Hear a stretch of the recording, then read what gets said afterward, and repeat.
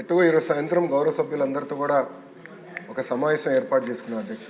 గత ప్రభుత్వం 117 జీవోని తీసుకొచ్చి ప్రభుత్వ విద్య పిల్లలకి అది నిరుపేద కుటుంబాలకి దూరం చేసిన విషయం మనందరికీ తెలిసిన విషయమే.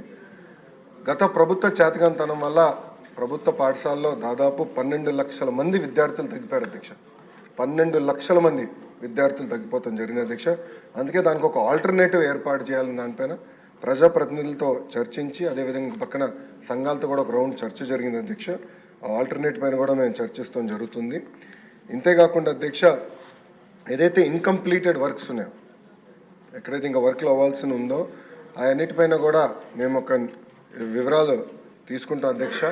ఇన్కంప్లీట్ ఆల్రెడీ మొదలుపెట్టి ఇన్కంప్లీట్గా ఉన్నాయని తప్పనిసరిగా మేము పూర్తి చేస్తాం అధ్యక్ష.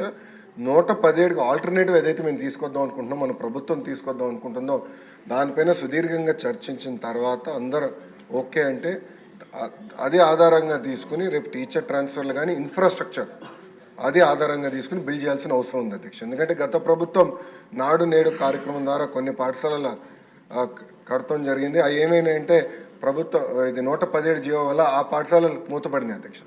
విద్యార్థులు లేకుండా మూతపడినాయి, అంటే డబ్బులు ఖర్చు పెట్టారు, పిల్లలు లేరు అక్కడ.